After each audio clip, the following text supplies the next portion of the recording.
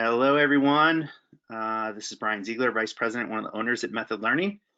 I want to welcome everybody to our session this evening. We got some last people just hopping in here, so we'll just give them a moment to get settled, and then we'll go ahead and get started.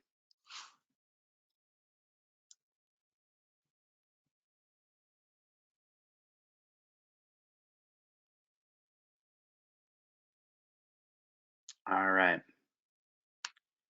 All right. Well, thank you for everybody for being with us. For those of you who have attended some of Amanda's other sessions, welcome back. We're so glad that you can continue to find value in these presentations that we're doing, and we're really proud to be able to provide them to you as part of our expansion into college counseling and advising services.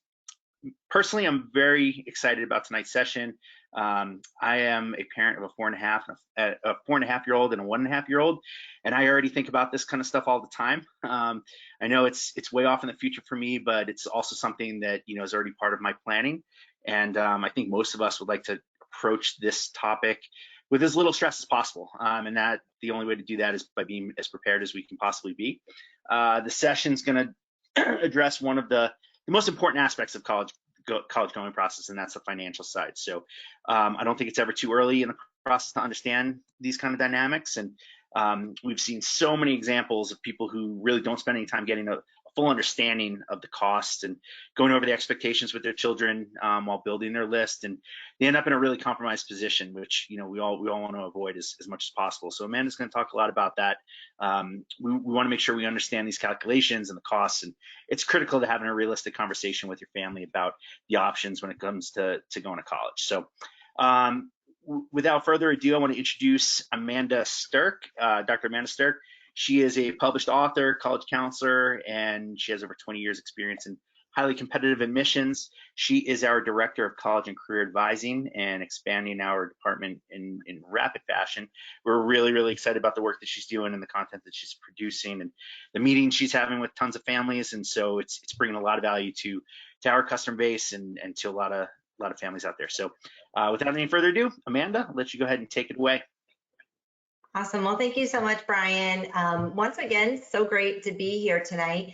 It's I always say it, but it's one of my favorite topics because just like you said, Brian, it's something that we think about even when our kids are little, right? A lot of us set up college funds as early as, newborns, right? And so, and thinking about how do we actually think about college or paying for college? How do we actually navigate that process? And exactly like you said, there are so many families that I work with, unfortunately, after the fact, that they just really didn't put much time and energy into understanding the true cost of attendance, even before applying. And so tonight, I'm really going to be giving families strategies on what to look for, what resources are out there, and how to really understand what is sort of like a marketing ploy and how they use scholarships and how you can sort of peel that back, kind of get behind the curtain, I guess, and really understand how, as a family, you can sort of approach the paying for college conversation and really just hopefully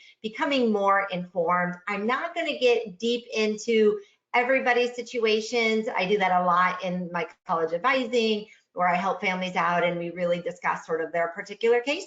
But if you do have a question, definitely put it within the chat. So, as I go along, I'm happy to try to answer what I can, but I'm going to try to give you, like I said, more resources and information so you approach it in a much better informed way. So what I would like to do is, if you would like to answer, like I said, any questions, go ahead. Be checking that all night. Brian is great at sort of managing that for me, but I'm also have it on my other screen. But I do want to know before we get going, I always like to know kind of who I'm talking to. So please let me know, are you a student? Are you a parent? Are you an educator? Or an other, maybe you're a grandparent or you're here just to hear what's going on. So if you could just kind of let me know who I'm talking to this evening, a little easier to tailor my conversation. A lot of parents, definitely. The parents are definitely always the one that want to know, how am I going to pay for college, right?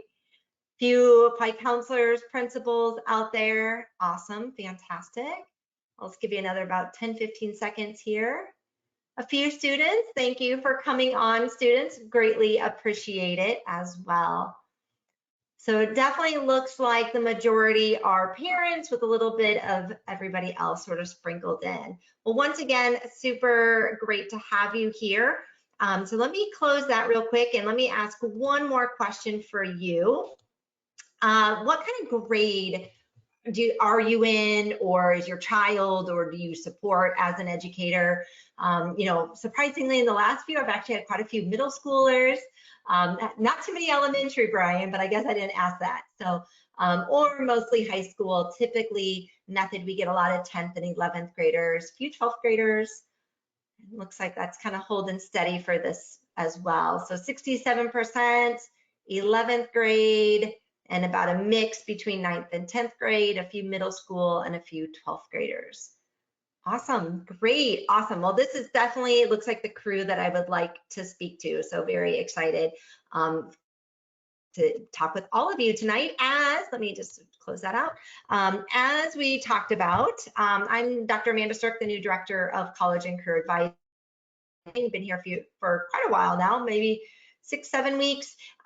We jumped right in. We are having amazing conversations with parents and students all throughout the nation, and it's been a lot of fun. I'm, like Brian said, I am one of the co-authors of College Unmazed, which is the curriculum that we use for our schools and programs that we work with Method, and we also use it in our college advising program. So a lot of what you see tonight does come out of the College Unmazed workbook, because I really believe in that sort of systematic approach to college admissions and how do we teach college and career readiness. And it really starts as early as middle school, 9th grade, 10th grade, 11th, and so forth. And so you will see a lot of, I'm a big infographic person, so you'll see a lot of those infographics coming up from the workbook itself.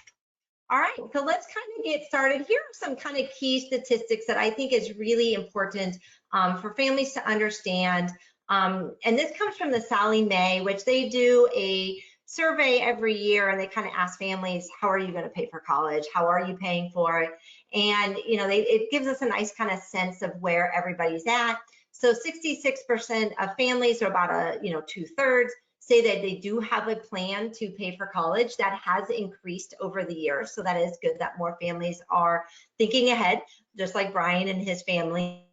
You know, a lot of 88% are saying that higher education is an investment for a student's future, and that they definitely see students as they need to continue on and get some type of post-secondary education. But what's interesting is about 3/4 of families are using scholarships and other grant aid to pay for college. So that is a significant portion of where that money is coming from. We're going to be talking a lot about that tonight, sort of scholarships, institutional scholarships, financial aid, and so forth. But what is surprising is 30% of families did not complete the FAFSA, which is the federal application for student aid, potentially missing out on thousands of dollars. And you can see just there on the bottom right, there are some top reasons why families did not complete the FAFSA, maybe thinking, I don't qualify, so what's the point? Maybe the application was too complicated, and some didn't even know about what the FAFSA is. So that just kind of gives us a landscape of where families are at. So if you're an educator, definitely look up that Sallie Mae survey. It's a good one to check out. So let's keep moving. So this is coming from, this graph here is showing the increase of historical costs of tuition and fees, room and board, and it comes from the National Center of Education Statistics, which kind of monitors post-secondary education. So how expensive things are, what's the annual cost, you know, what's the loan rates, things like that. So it's another really great resource to tap into some of that kind of national and state data. So if you are curious what New York is doing versus Florida versus Iowa versus California, they can give you more information. But you can definitely see the last 30, 40 years, a huge trajectory of getting more expensive. So you can see the public 4-year, private 4-year, public 2-year, and private 2-year, with obviously private 4-year substantially increasing, which was about the same back in the 1970s. And now you can see on average around $46,000. You know, public 4 years around 25 to 26,000, within a little bit lower, obviously, for public 2-year and private so far.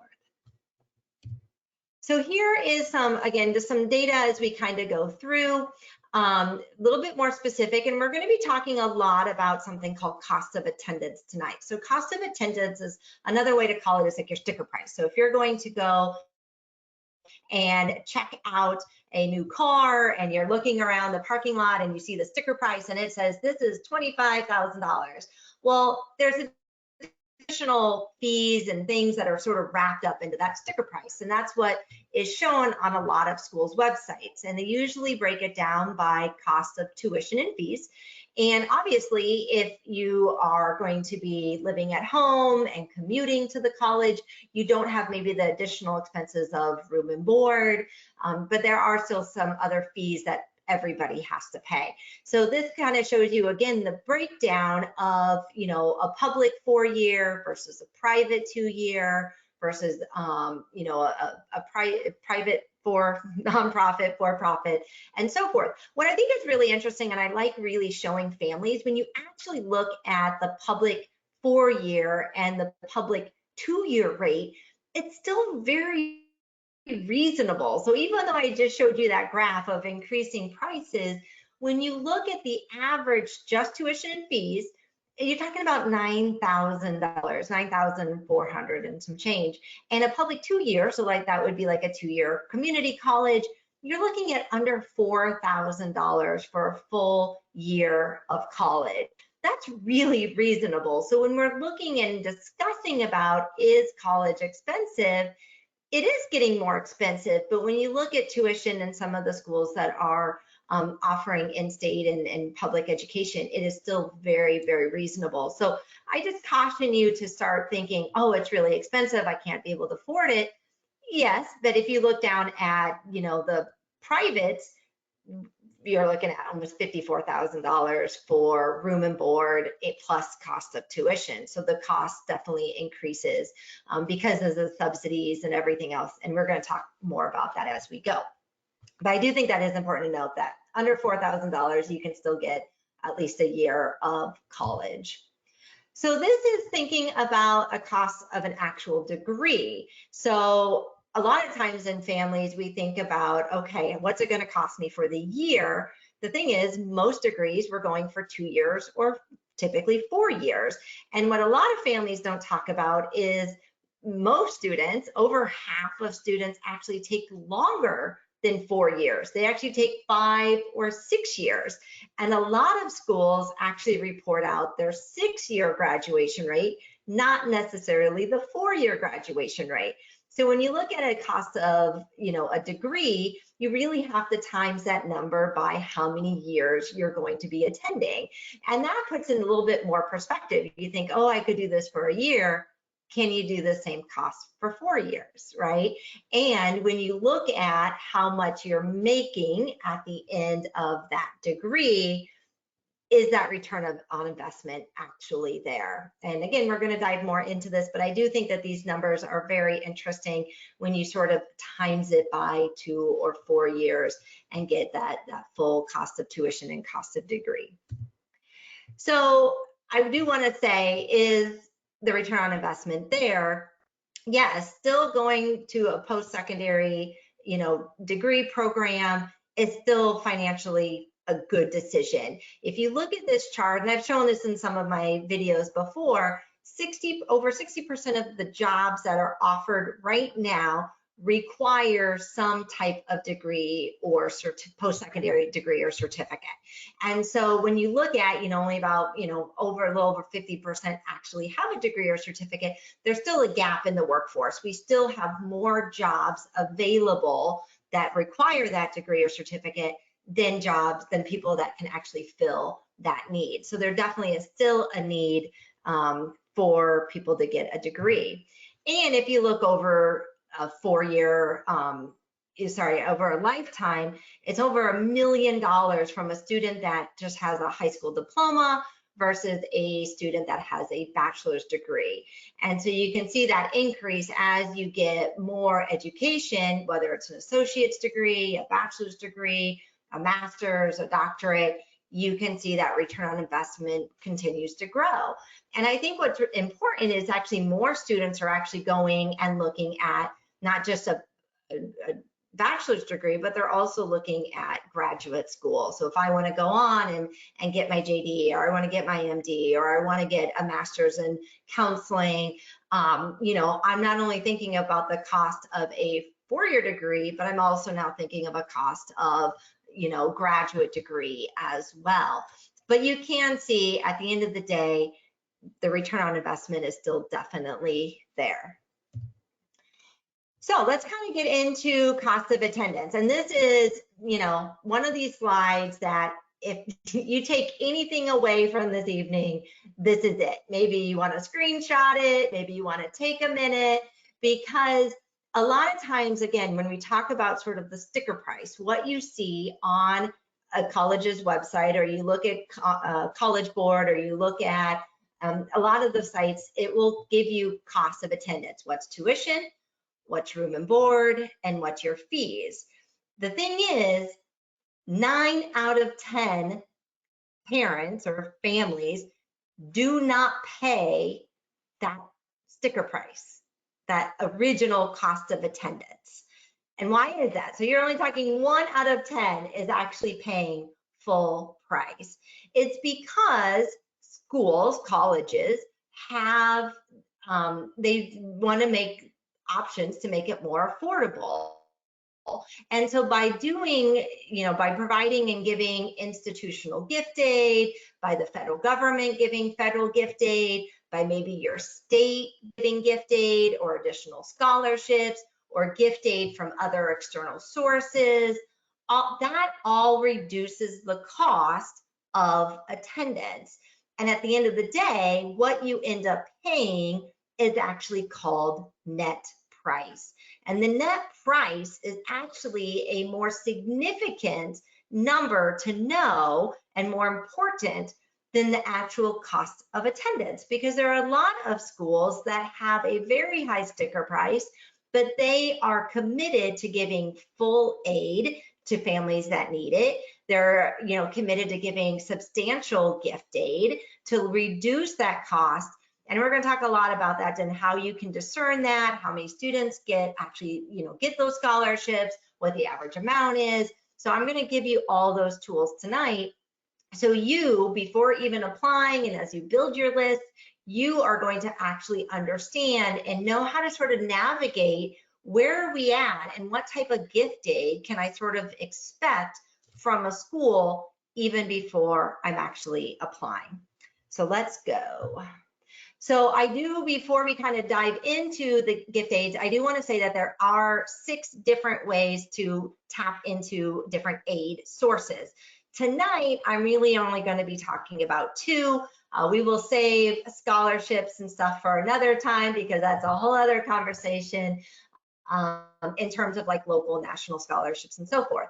But the first type that is going to be really important, which we're going to discuss tonight, is what we call institutional scholarships. So that is the primary source of where most kids get their gift aid, and that's the money that they don't have to pay back, right? So I use gift aid very specifically because a lot of times we unfortunately kind of rope in things like loans and things that you have to pay back, and we don't want to do that. We want to think of free money I don't have to pay back, right?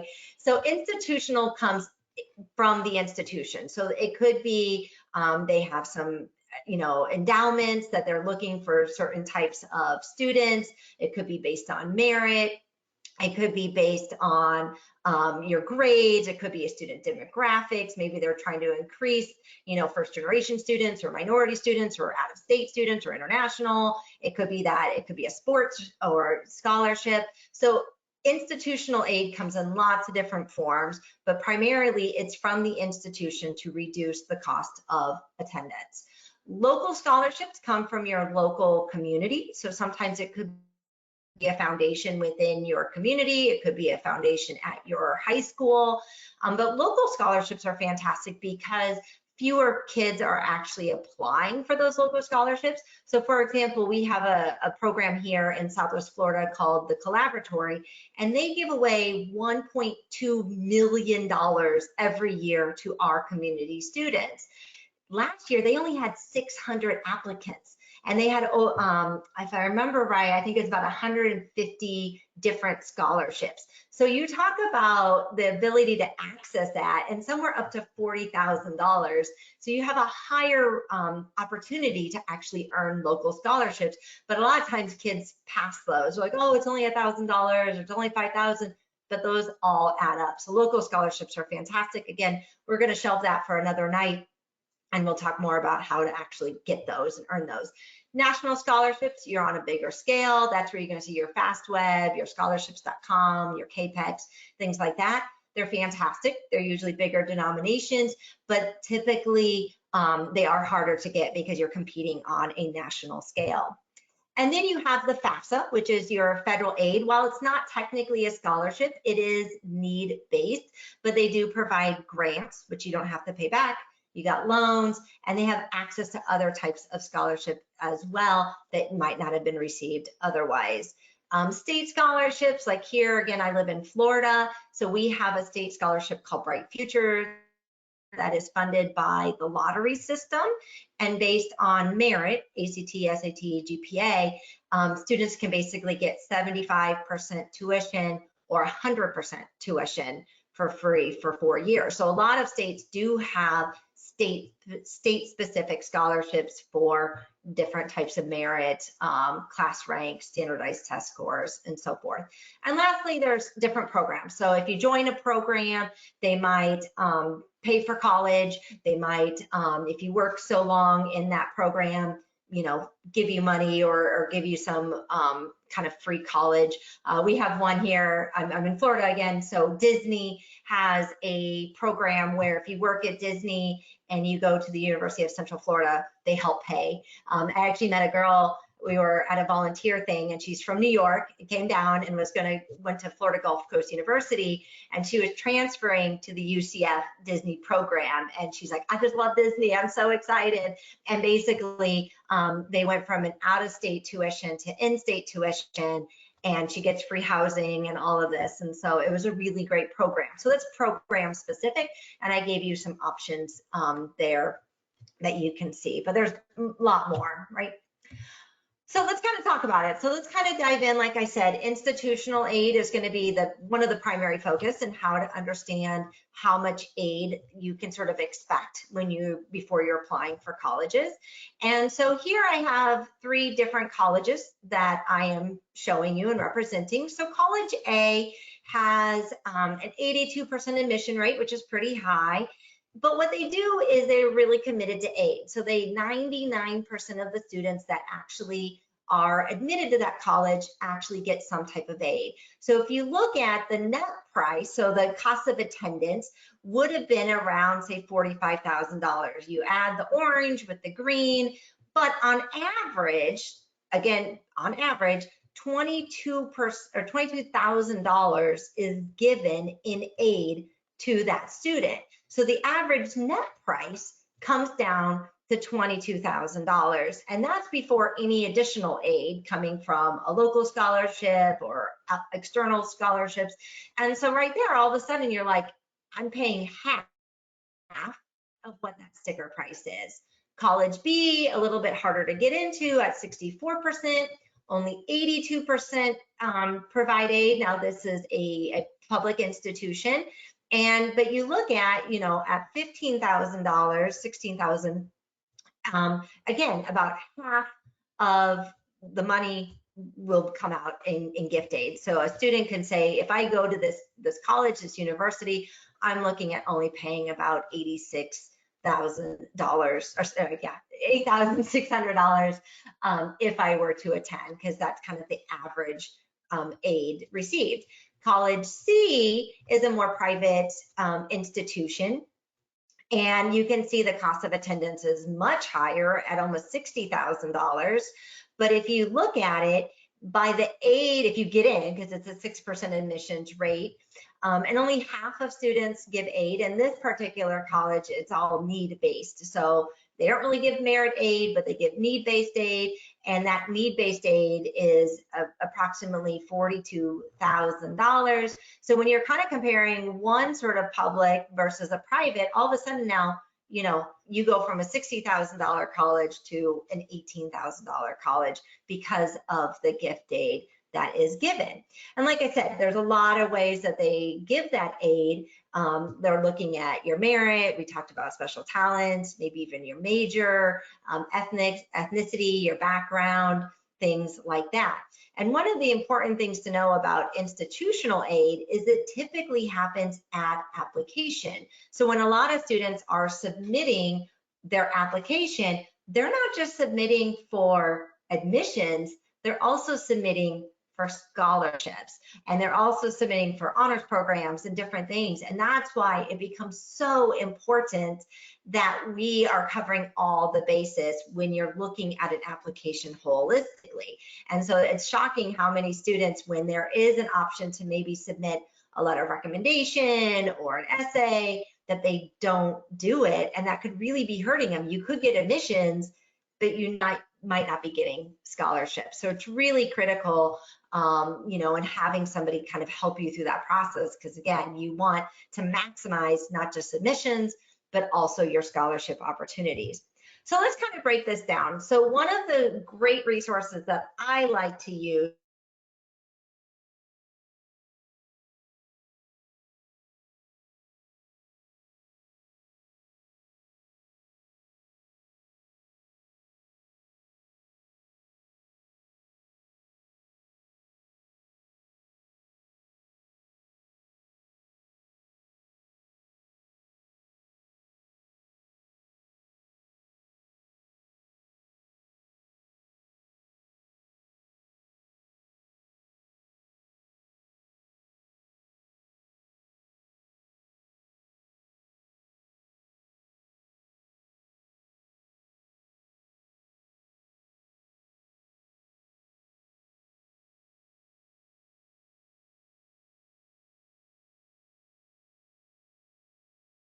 Sorry, everybody. Just hold on one moment. I think Amanda's computer may have frozen up. Can somebody put in the chat or in the questions that they can hear me? Is it frozen for anybody else?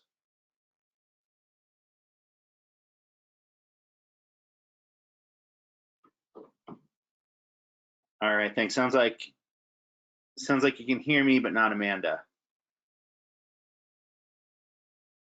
You guys can hear me? Thank you. Sorry, I'm trying to. It said There it we was go. frozen. Can you hear me? Yeah, now you're back. Sorry, thanks, Amanda. I'm so sorry. I said it was frozen. Let me just get my PowerPoint back up here real quick. Hold on one second. But you can hear me okay? Yep, you're good now. Yep. Awesome. I'm Thanks, sorry everybody. about that. Yeah, it said I froze on all of you. So let me just get back here. All right. Sorry, everybody. We'll just take a minute and let me get back up and going here.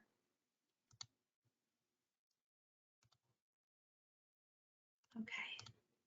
All right. Well, I'm here. Okay. So you can see me now. Let me make sure that you can see my slide here.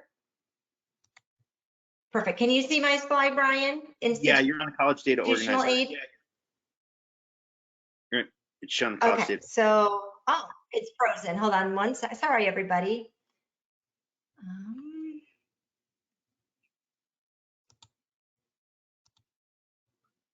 Oh, goodness.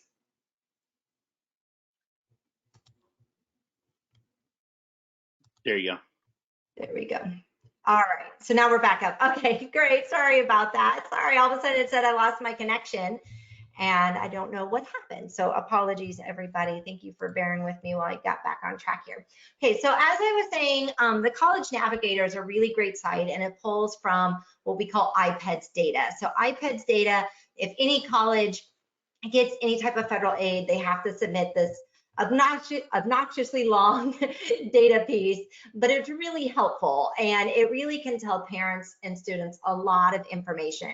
So one of the things that I want to show you, here's an example of a university, and they are approximately about, I forget what, I think tuition and room and board, or as you're looking at about $72,000, $58,000 in tuition, and room and board is a little over $14,000. But when you look at under where it says sort of net price and scholarships, this number you can see circled here is 100% of students get some type of scholarship aid, institutional aid, 100%. And so when you look at the average amount given is almost $40,000. So all of a sudden, a bill, you know, you're thinking, okay, this school is going to be $72,000, but they give a $40,000 discount to almost every single student.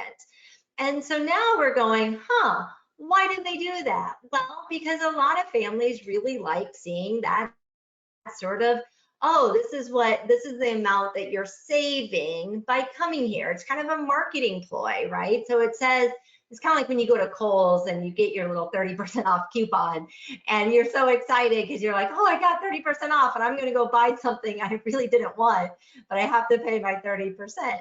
And so not that, you know, it's exactly the same, but that's kind of what they're doing here. Everybody's getting the same discount. It was funny, actually, right before I came on, I was looking through Yahoo, and there was a girl, and she had a TikTok video, and I'll put it in the chat later, but basically she was sitting there on TikTok. It was like April 30th, and she opens up, and she didn't realize that she had got a scholarship package from a college, and she said, oh, and the TikTok video was, I missed $100,000 scholarship. And here, this college had given her quote unquote $100,000, and it was one of her top schools, and she didn't know she had gotten that scholarship. So what did I do? I went on to College Navigator, and lo and behold, 100% of students earned like a $23,000 scholarship, and everybody got it. But to her, she was so excited, and she's like, oh, I got $100,000. Yeah, but everybody gets $100,000, right? And so it is a way that kind of entices people to come. So knowing that number is really important. So let me kind of show you an example here. So another thing that they have is, as you guys dig deeper, so a lot of parents say, well, I make too much money. Or if I, you know, if I am a low income versus high income. So what the College Navigator does is, for most colleges, now not every college reports it by income, but the ones that do, you can see if you make an average net price income, how much on average that family, again, are paying for net price. So this one is actually, and I use University of Massachusetts Amherst. It seems like a lot of my students are interested in it, and one of my co-authors was a professor there. So, you know, University of Massachusetts Amherst is, you can see in the yellow circle there, is about $33,000, and that was cost of attendance for in-state tuition. And you can see if I make under $30,000, my students' only net price is about $6,000. If I make $100,000 or more, it's about $24,000, but that's still a $7,000 discount that they are providing for most families. So that is a really good way to say, if I make X, Y, you know, amounts, what could I expect to pay based on my income? So it sort of removes that question about, do I make too much to get any type of aid? This really gives you sort of that understanding. So let's kind of move on here. There we go.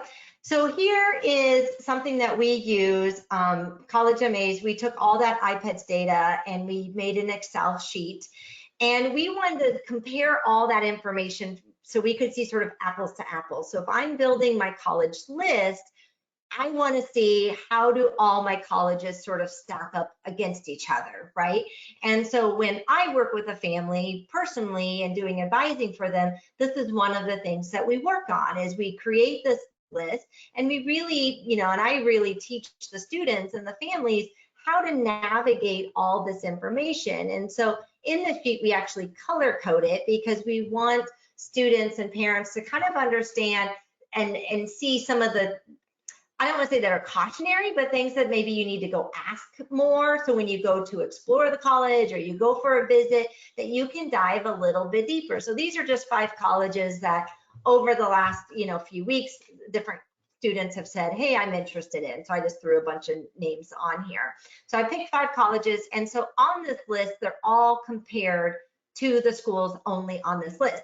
And yellow is just sort of cautionary, like something that, be aware. Green benefits the student. So if you're paying a lower price or more students get aid or you get more aid, that's going to benefit the student. White is just in the middle, right?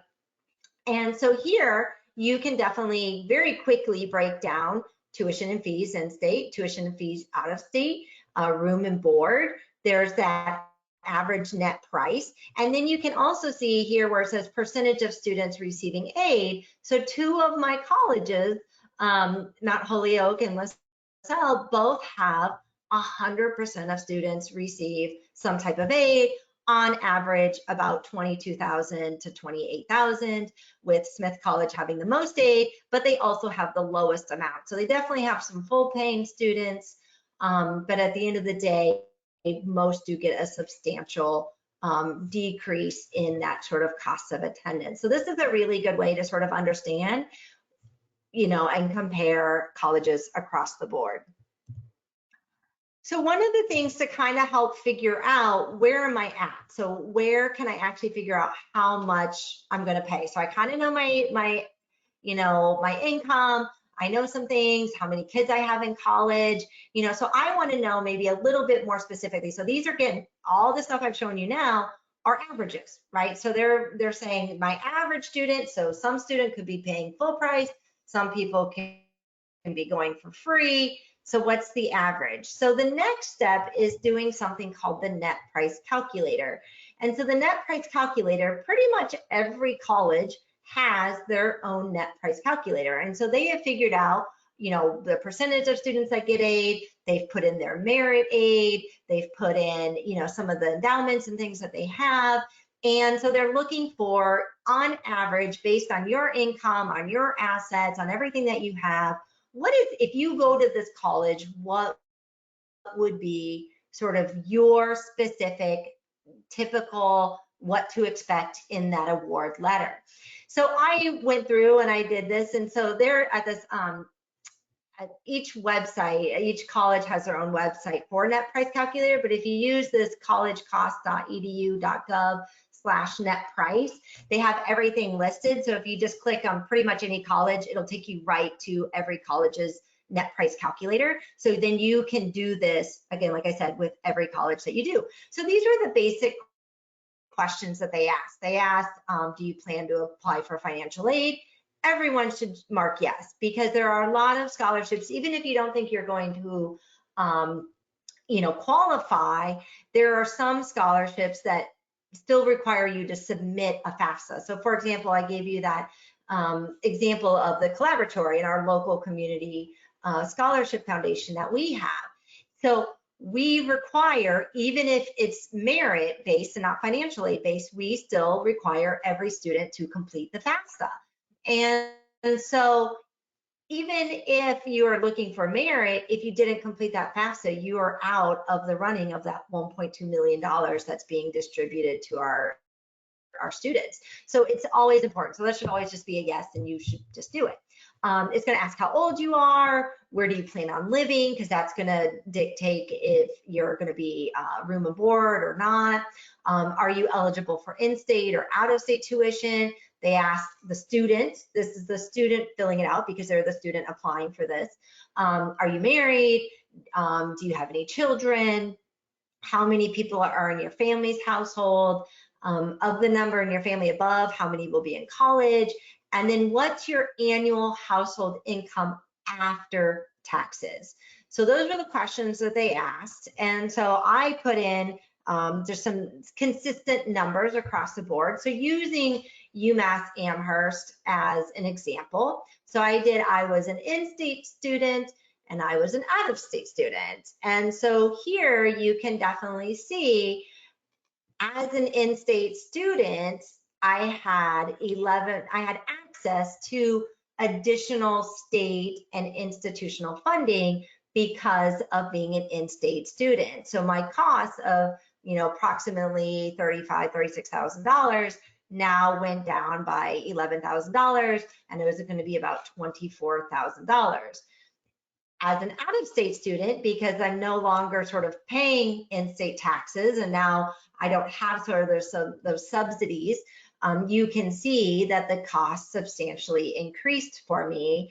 And really my grant aid that they were predicting was actually very low.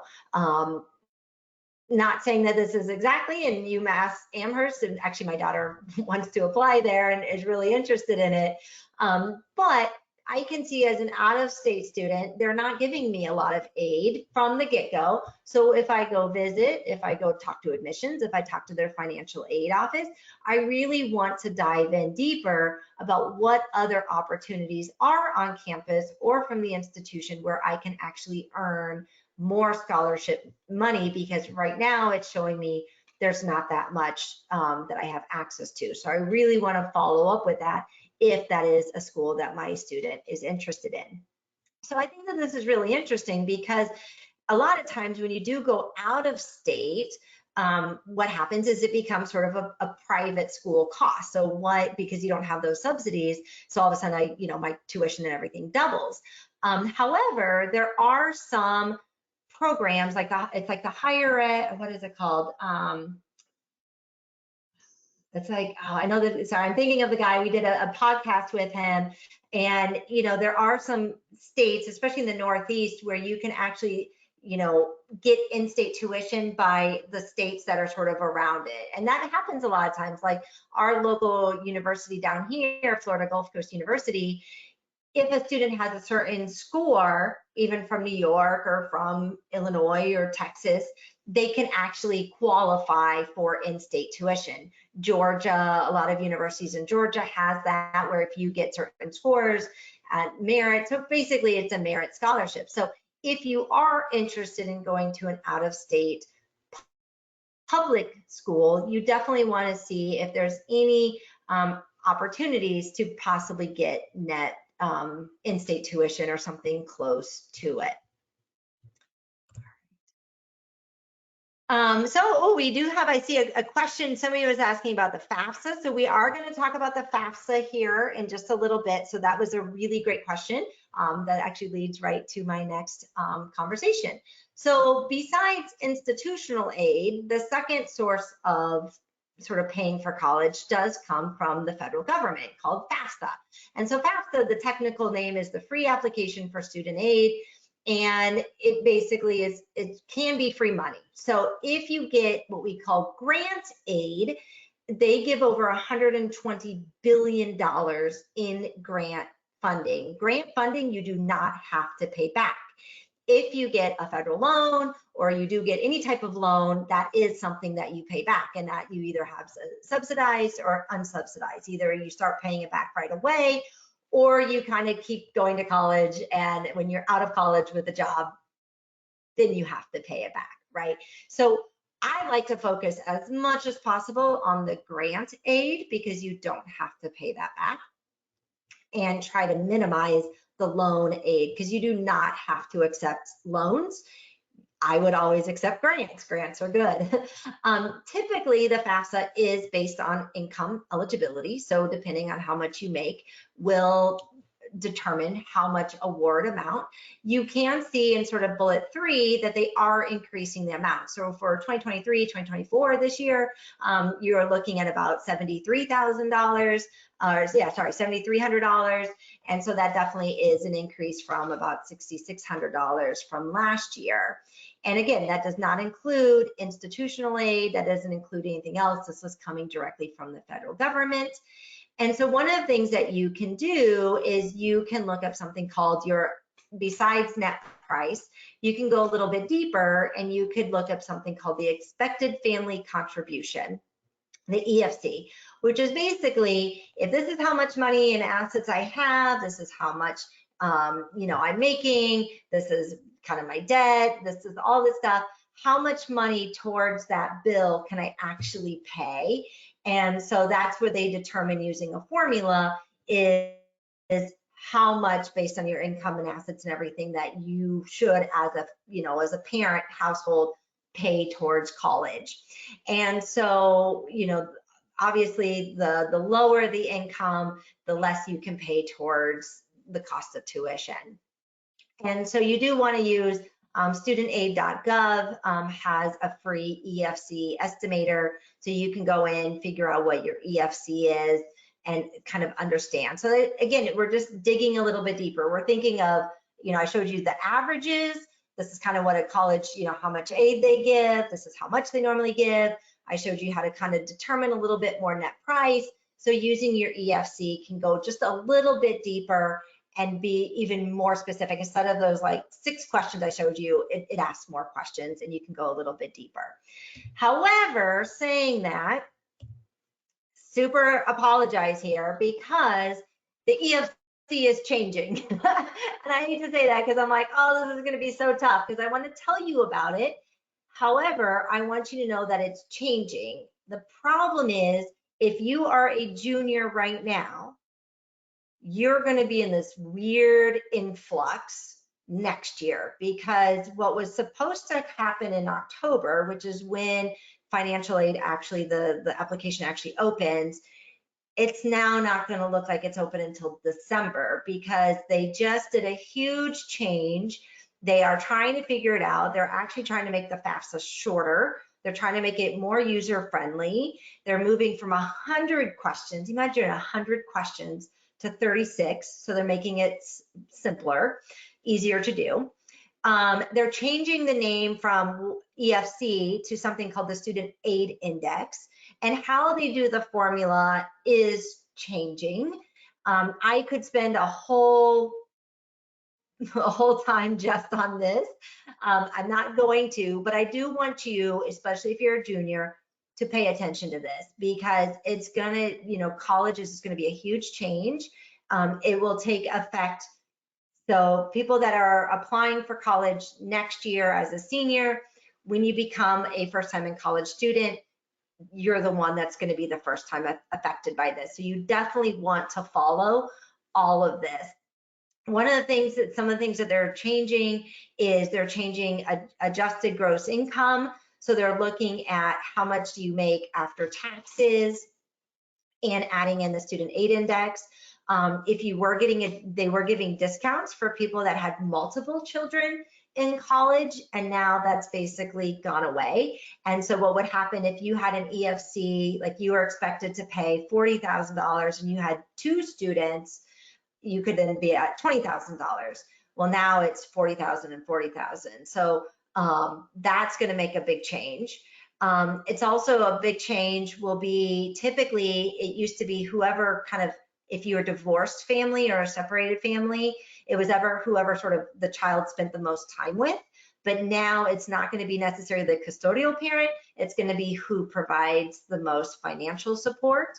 So those are some changes. Contributions like a 529, or if grandparents have money that are, kind of giving towards the college fund, that's not going to be a factor. It used to penalize students, and now that's not the case. And now students can actually earn a little bit more money through work study than they could before. So there's more to it for sure, but those are some of the changes. Unfortunately, and I asked a bunch of people, and I said, I looked and I scoured, and I'm like, I don't see an option to do the student aid index anymore. Like you don't have like a formula, and it's not easy to find. And so unfortunately right now, you still have to use the EFC, but you need to understand that that can change. So it is messy. But I did want to sort of mention that those changes are coming, and it's something that if you're going to be a rising senior and you're a parent, you definitely want to keep on top of this and understand what the implications are for a student that's currently in college and then students that are coming in. Because for the most part, they're saying it's going to get better, but for some families, it's actually going to penalize you a little bit comparatively to what they had before. So just FYI on that. So just some other self-help aid, and I'm almost done. I do want to leave time. I see a bunch of questions coming in, which is awesome. Keep your questions coming in, and I'm going to give the last 10, 15 minutes, and that's what we're going to focus on. Other things to really consider. So like I said, institutional aid, financial aid, those are your two main sources of paying from college that is not coming out of your pocket. But there are other ways to pay for college, and we call that self-help aid. So that could be loans. Again, we're trying to avoid as much loans as possible. Earned aid, so if a student wants to do a work study program on campus, that helps, put some money in their pocket, and also helps pay down some of that tuition as well. Maybe on-campus employment can also really help out. And what's nice about, campus employment is it's right there. They usually work around your schedule. Some gigs are pretty easy, right? If you work in a computer lab and just kind of watch kids come in and out. But, do you want your child to have a job? If not, do you want them to work over the summer? So what does that look like? And also savings, right? If you have a 529 program or a parent savings program, maybe you want to live off campus and save some money, or you still want to live at home and just pay tuition and not pay room and board, which is typically the most important thing. Maybe you want to self-pay, so kind of pay as you go. Also, another really thing to think about, and a lot of families don't, is if you are taking AP credits, IB credits, dual enrollment, CLEP credits, how does that credit actually transfer in? And if you go into a college's college catalog, they usually have very clear policy on what scores they need to take AP credits, what does it transfer as. So if a student is really trying to reduce that cost, looking at credit transferability, accelerated credit and how does that work can save you tons of money, save you tons of time. And that also goes with 2+2 programs. I see a lot of students start at a community college and then transfer over to a state university or even to a private university, or maybe during the summer they come back and take something at their local community college. But those are all ways, especially with looking at credits and how those can save tons and tons of money. I've told this story, but my daughter is in an early college program and she's actually getting her AA degree. And here in Florida, every college credit that she earned through dual enrollment by state law has to transfer as is. So comp 1 equals comp 1. So it's very easy to look at, if this is where she wants to go, to cross those off and say, and that saves her 2 years basically, or she can double major, she can do internships. So understanding credit transferability, I think, is one that a lot of families don't spend enough time on, and you definitely should. Okay, so those are just some other ideas and things to think about as well. Raise.me, this is just a really quick, I know there's some middle school students, some 9th grade students. It's a great way to kind of see where you're at in terms of earning institutional scholarships. Raise.me are little micro scholarships, and so as you put in your resume and your test scores and things like that, you can start seeing which schools are really interested in that resume and what you're doing, and they give you like $100 here, $500 here, $1,000 here. So I really love freshmen, sophomores, juniors to create a Raise.me account. Even if your dream school isn't on Raise.me, it gives you a good indication of kind of what to expect with your specific credentials. So I like Raise.me as a fun website to do, and you can earn scholarships. And like I said, you could have access to some really cool colleges maybe you didn't know before. And so the last thing I wanted to kind of explain is start talking about all of this early. Do this process together. You do not want to get to the award letter and be shocked about oh, this is how much we're going to have to pay. And I really didn't think that would be the case. In some families, we just can't pay that much, And so if I can develop a list that really provides a lot of scholarships and provides sort of that institutional aid that we need, I have a better understanding of how to help my students through the scholarship process and so forth. So here's just kind of things to know. Again, understand, use that College Navigator, understand, how much aid they give, what the average is, understand the net price calculator, determine your EFC and eventually your SAI as it's changing. Set clear expectations about, as a parent, what are you paying? What are you able to pay? Where's the need? And how are we going to meet that need, right? And, sometimes not going on feeling and emotion is the best course of action. Discuss the pros and cons of borrowing. The scholarship process can definitely be a team effort. Like I've mentioned, look at all opportunities. At the end, it's where do you end up at the end? It's not always where you began. So look at accelerated credit, community colleges, and so forth, and then begin to budget and really understand where that money is coming from. So gonna stop there. I'm gonna pull over my questions here. I know we got a lot. Brian, is there any that you keep seeing? You want to answer a few? Sure. Yeah, we can go through a few here. So if a student has a summer job, do the parents have to show their income as well? Yeah, so the student does have to claim how much they have made in their adjusted income as well. So yes, a summer job does show up on the net price calculator. It's one of the things that they do ask. Yes. Now, I'm wondering if it's the parent, if the student job is coming from the parent, and if they're doing that as like a tax write-off, or if they're getting like a W-2 form, then they definitely have to report that. Yes. Yeah, I think again that kind of illustrates just how personalized a lot of this stuff gets, and kind of getting down into the weeds. It really is.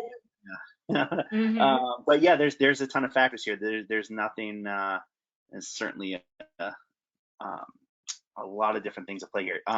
So without trying not to get too into the weeds with all the individual specific stuff, we can certainly contact directly and speak about some of those things as well. But in general, like how long does it take to complete the raise.com info?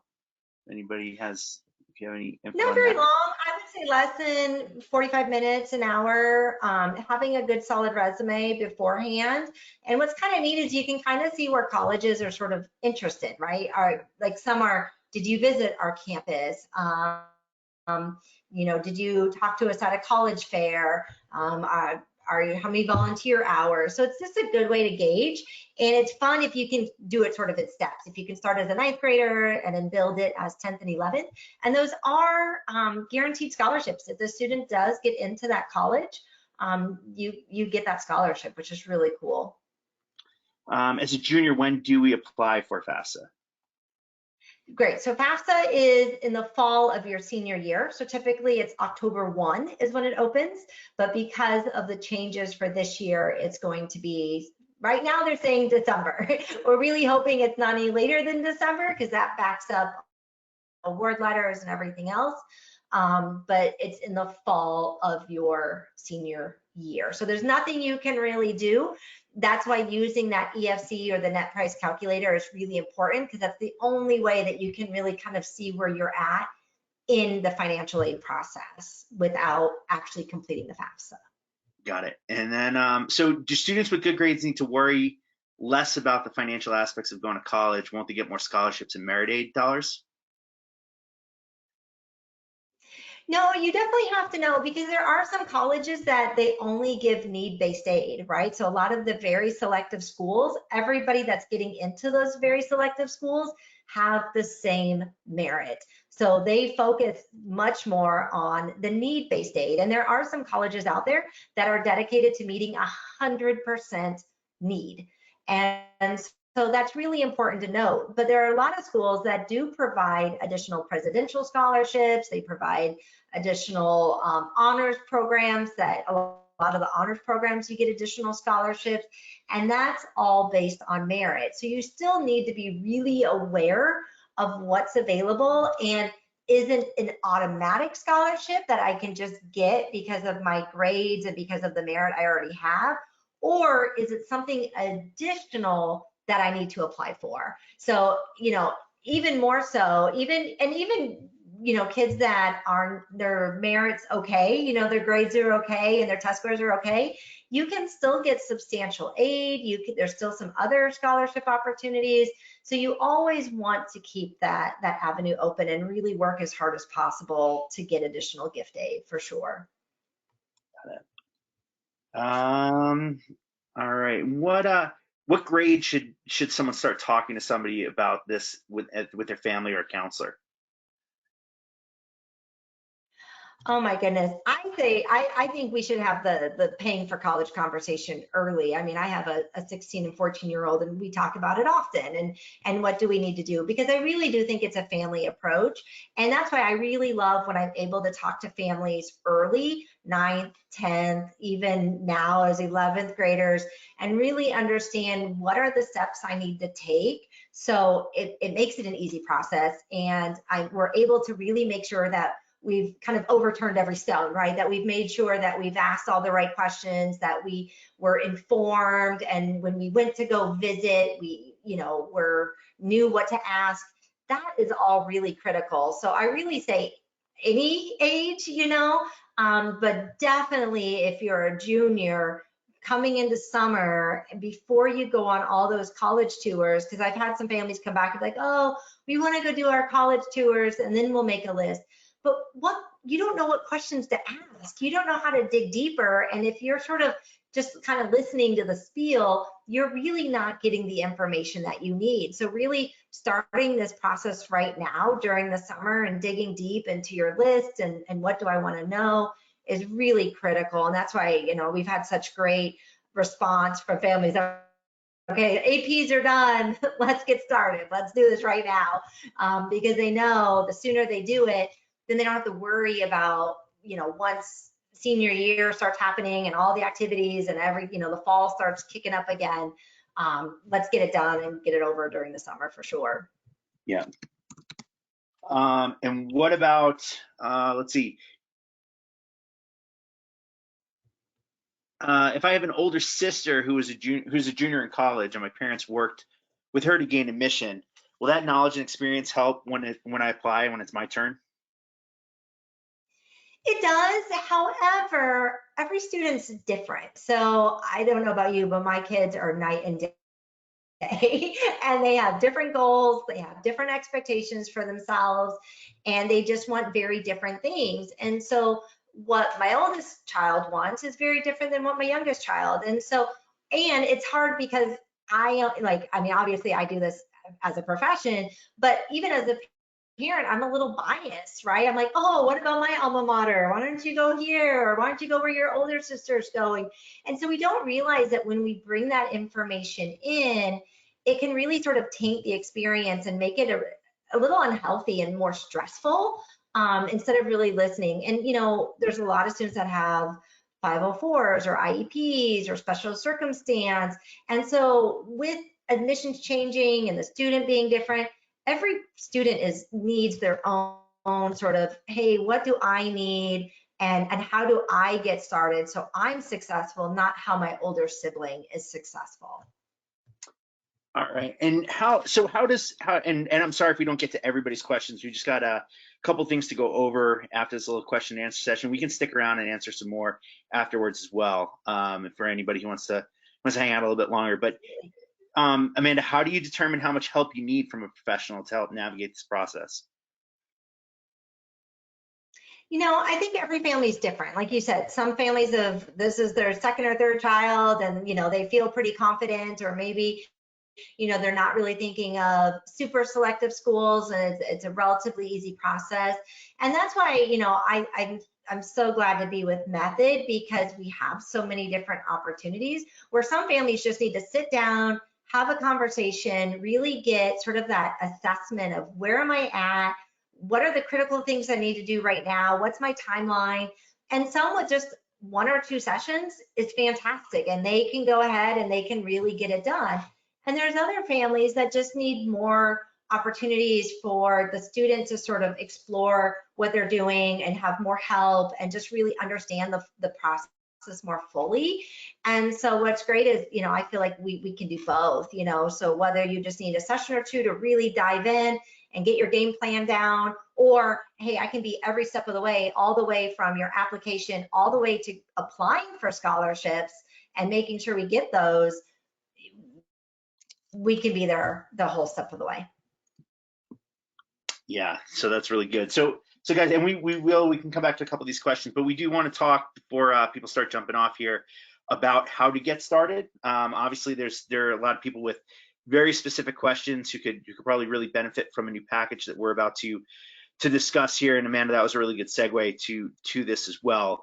But I think one of the things that we're starting to see as kind of a common theme is, where do I start? We've got juniors, we've got sophomores, we've got freshmen, we've got people of all ages on these sessions looking for information. And I think if we were to say that there's 100 different people on the session, you're probably in 100 different places when it comes to the college process. So what we've tried to do is devise a package that can really help come meet you wherever you are. And I think that we've been able to do that with something that will also give you some really tangible products that you can walk away with, which is really important as well. And so Amanda has put on the screen the new College Advising Starter Pack. And you can actually download the flyer for this in the handouts. You can see it's right there as the College Advising Starter Pack. And it's got all the information with the QR code to where you can get some more information from a landing page on our website. And you can also click Start Here Today.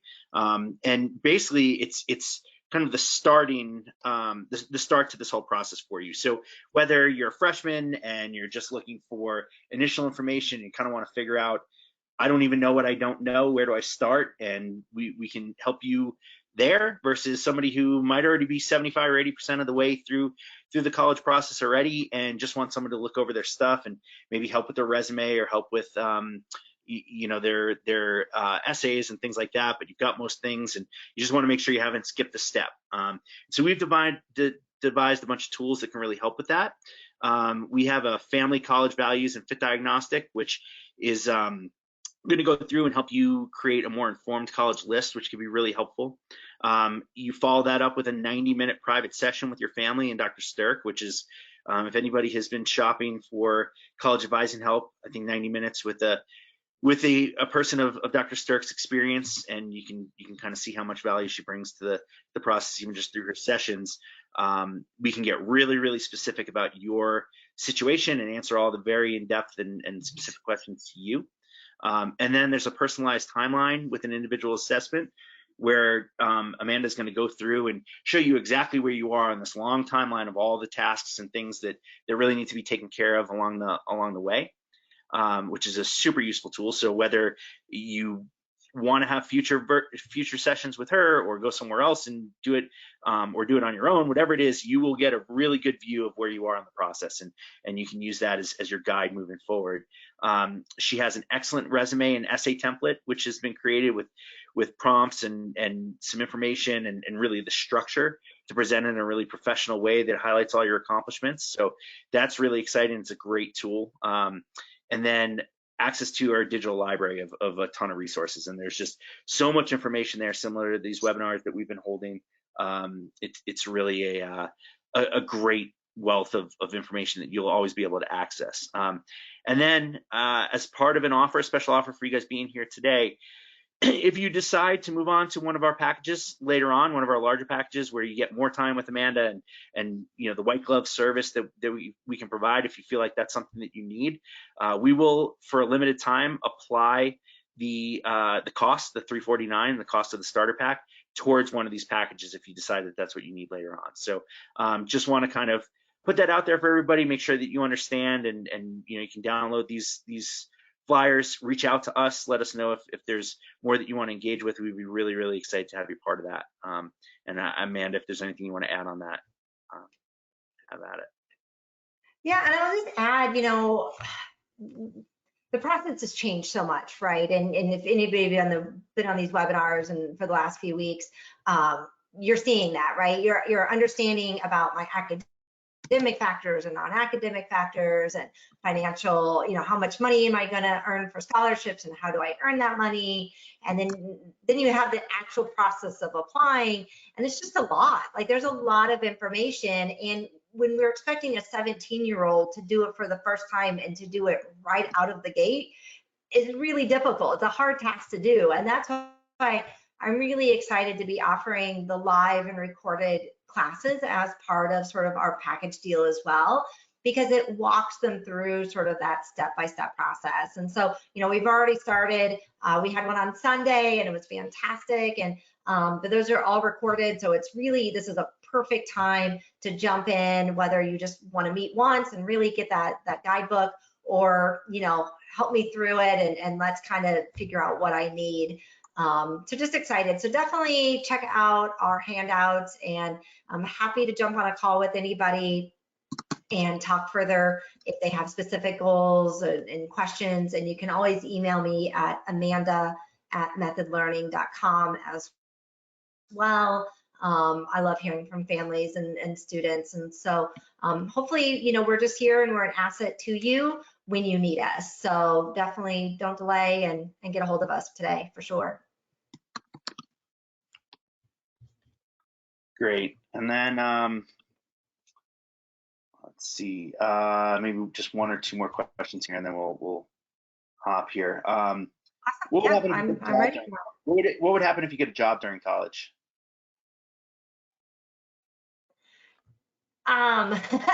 So you mean in terms of like your financial aid? Is that the question, or just if? I believe so. The impact outside of financial aid. Yeah. Yeah, so it depends how much you make, right? So you do have to claim, one of the factors in your net price calculator is how much the student earns. So it is very specific. If you do get like a work study, like you're working with the college and they get you a job, they're really aware of how many hours you can work and how much you can earn, so you don't go over that sort of stated amount. But if you go off campus and you get a job and you're working 30 hours a week, and yeah, that can affect your financial aid for sure. So you do want to make sure that you do understand what that requires and sort of where that financial aid, that formula is coming from, so you're not being penalized for working too much, right? Yeah. That was a great job. All right, and let's do one more, because this was mentioned a little bit earlier, and so if you could clarify, would a family with children going to college back to back get some sort of discount or aid, or is that unknown as of now, like you mentioned before? So maybe just expand a little bit upon those changes that are coming with in terms of multiple students and family. Yeah, so you used to get sort of a discount in terms of how it's factored into your estimated family contribution, your EFC. And so it's looking like the new SAI index is not giving that same discount. So a student, your SAI is for one student and your SAI is for another student, and they're not taking into factor both students at college at the same time. So that has been probably one of the biggest changes. And so when you're kind of looking online and looking at that, so you definitely want to keep your eye on that. But right now it's looking like that discount is sort of changing a little bit, yes. And I did see somebody ask if like there was a legacy, like if one student's at a college, and what does that mean for the other student? And so sometimes, the financial aid office, again, I think your financial aid office should be your best friend, and the student should know, and you should have that access to them. And some do kind of say, they ask, where's your sibling going to school? And they do look at that and take that into consideration. But the more competitive schools, it's not a huge factor at all. They're really looking at the student's merit, where they're at in that. Alumni, if parents went there, but that's affecting more admissions. It's not affecting paying for college. It's more on the admission side. But I did see somebody ask about that, so. Yeah, got it. All right, well, thank you, Amanda. We really appreciate this. Has been super informative.